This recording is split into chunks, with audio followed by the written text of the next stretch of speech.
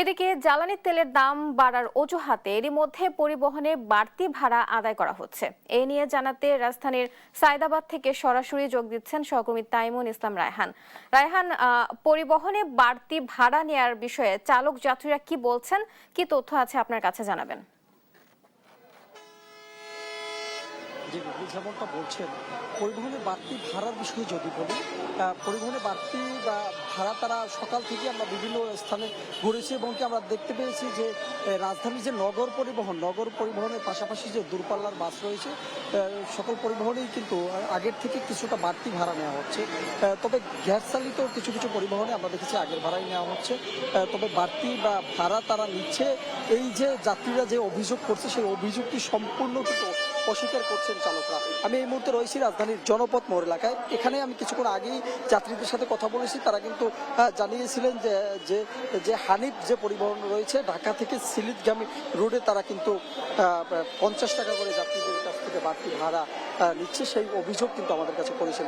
তাছাড়া আমরা এর আগে গুলিস্তান এলাকায় দেখেছি আমরা যে নগর পরিবহন রয়েছে, নগর পরিবহনেও কিন্তু বাড়তি ভাড়া নিয়েছে। বিশেষ করে নগর পরিবহনগুলো বেশিরভাগই গ্যাস চালিত নগর পরিবহন। সেক্ষেত্রেও আমরা যাত্রীদের কাছ থেকে যে অভিযোগটা পেয়েছি যে কিছু গ্যাসে চালিত যে পরিবহন রয়েছে তারাও কিন্তু বাড়তি ভাড়া নিচ্ছেন বলে তারা কিন্তু এমন অভিযোগ করছেন। তবে এই যে কাউন্টারের যে কর্তৃপক্ষ এবং বাস সংশ্লিষ্ট যারা রয়েছে তারা কিন্তু এই অভিযোগটাকে সম্পূর্ণ অস্বীকার করেছেন।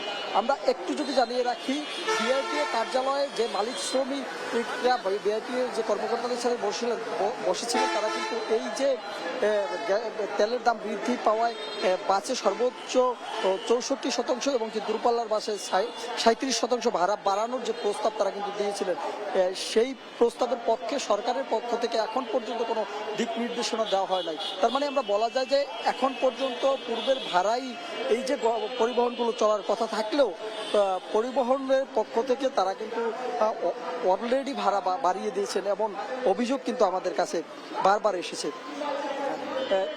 তবে সামনাসামনি এই অভিযোগে কিন্তু অস্বীকার করছেন দুই একটি বাসের বা কর্তৃপক্ষ। তারা বলছেন যে নির্দিষ্ট কয়েকটি রুটে ভাড়া বাড়ানো হয়েছে, তবে বেশিরভাগ রুটে আগের যে ভাড়া রয়েছে সেই ভাড়াই কিন্তু চলছে।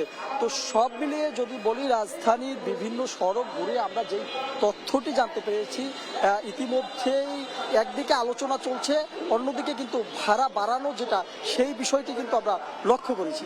তো রাজধানীর সায়দাবাদ থেকে এই ছিল আমার কাছে সর্বশেষ বুদ্ধি।